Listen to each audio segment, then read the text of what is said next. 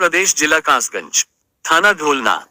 आज आजाद समाज पार्टी की मीटिंग ग्राम नमेनी पोस्ट किसरोली में रखी गई, जिसका आयोजन योगेश कुमार और कमेटी के कार्यकर्ताओं द्वारा किया गया, जिसमें सैकड़ों कार्यकर्ता बसपा छोड़कर आजाद समाज पार्टी में शामिल हुए। वहीं मुकुल सागर आजाद ने बताया कि बहुजन समाज को एक होने का समय आ गया है। सांसद चंद्रशेखर आजाद जी के हाथों को मजबूत बनाना है, आजाद समाज पार्टी को मजबूत करना है।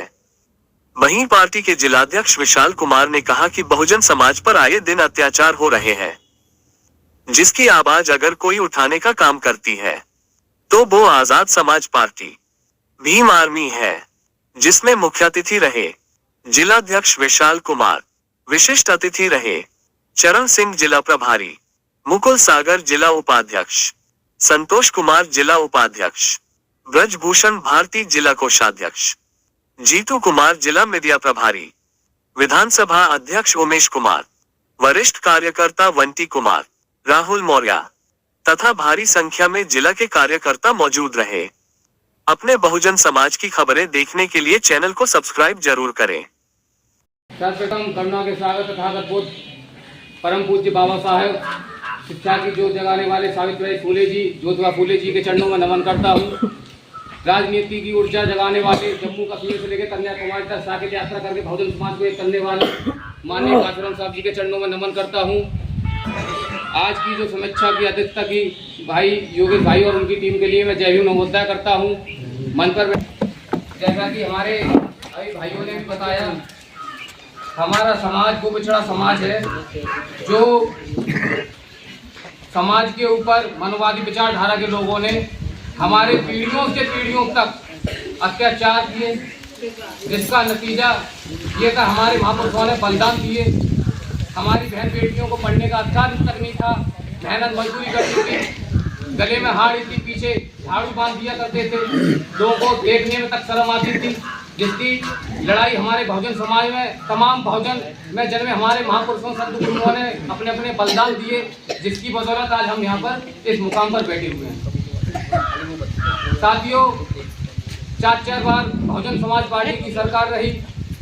हमारे तमाम बहुजन पीढ़ियों से हम वोट देते हुए आए। 4 बार मुख्यमंत्री बनी माननीय बहन जी। उसके पश्चात आज समय ऐसा पिछड़ गया है कि वो मौका है कि हमारे दलितों की, हमारे बहुजन समाज की पीड़ा को सुनने वाला व्यक्ति नहीं है।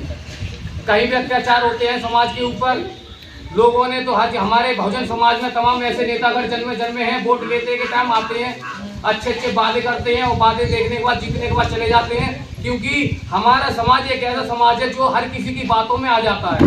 हमारा समाज बहुत सीधा साधा समाज है। कोई भी अगर अपने पेट में देता है तो हमारा समाज एकत्रित हो जाता है कि हाँ ये हमारा अपना है, हम उसे तन धन मन सभी से लड़ाते हैं, लेकिन जीतने के बाद वो हमारे बीच से चला जाता है। उसके बाद जब हम अपने कार्यकर्ता या पदाधिकारी के अगर हम उनके पास जाते हैं, उनसे कहने का भी काम करते हैं, तो वो भी कभी एक ही बात कहते हैं कि वहाँ भी रुपया लगेगा।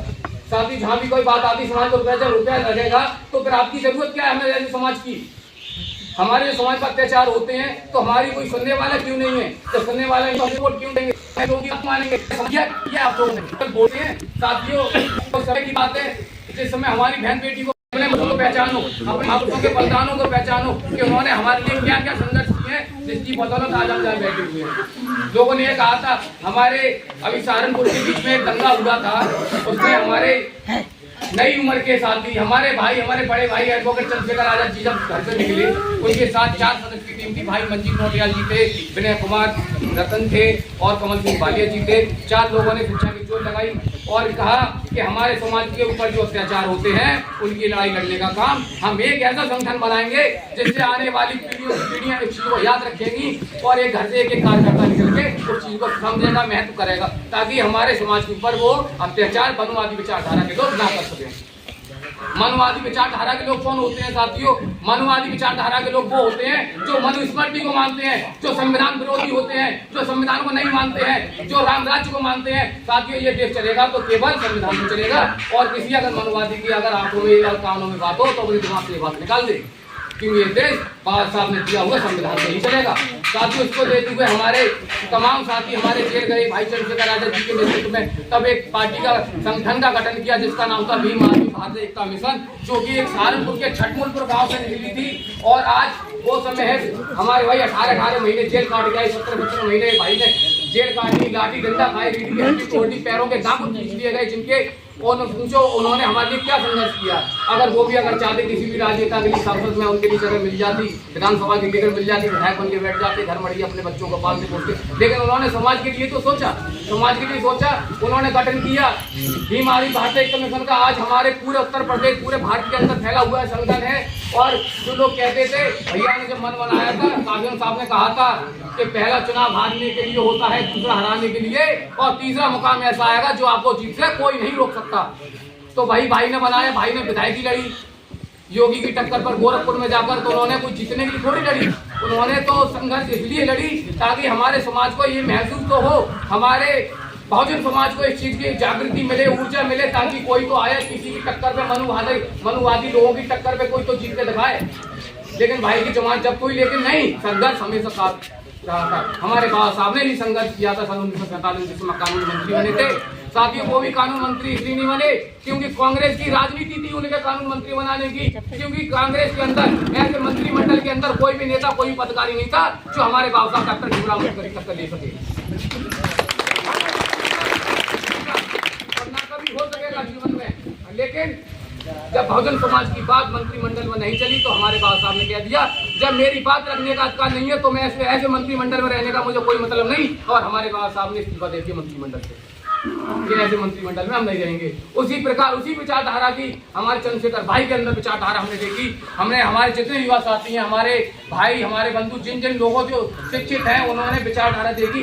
क्या हमारा जो ढलता हुआ समाज है, हमारा जो बिखरता हुआ समाज है, अगर कोई कर सकता है तो वे क्या कर सकता है, भीम आर्मी जिससे हम एक हो सकते हैं, जिससे हम हमारी जो बुनियाद दोबारा इकट्ठी हो सकती है। उसको लेकर जब भाई ने गठन किया, लड़ाई लड़ी, संघर्ष किया, आज एक कार्यकर्ता भी अगर कौन थाने में चला जाता भीम आर्मी भारत एकता मिशन के नाम से, तो उसके अंदर मुकदमा लिखने की, आंखों के आंखों डाल के बात करने की ताकत रखता है भीम आर्मी भारत एकता मिशन करता है। किसकी बदौलत? भाई चंद्रशेखर आजाद की बदौलत, माननीय कासिम साहब की बदौलत और हमारे बहुजन समाज नगर में जिन सभी संस्थाओं और महापुरुषों। साथियों, इस वीडियो को लाइक करें, हमारे चैनल को सब्सक्राइब करें और बेल आइकन जरूर प्रेस करें हमारी न्यू वीडियो सबसे पहले देखने के लिए। सब्सक्राइब करने के बाद ना घंटी बजा देना, ताकि जब भी मैं कोई न्यू वीडियो अपलोड करूं तो तुम्हारे फोन की घंटी भी बजे। Welcome to our YouTube channel. Don't forget to like, subscribe and share the videos.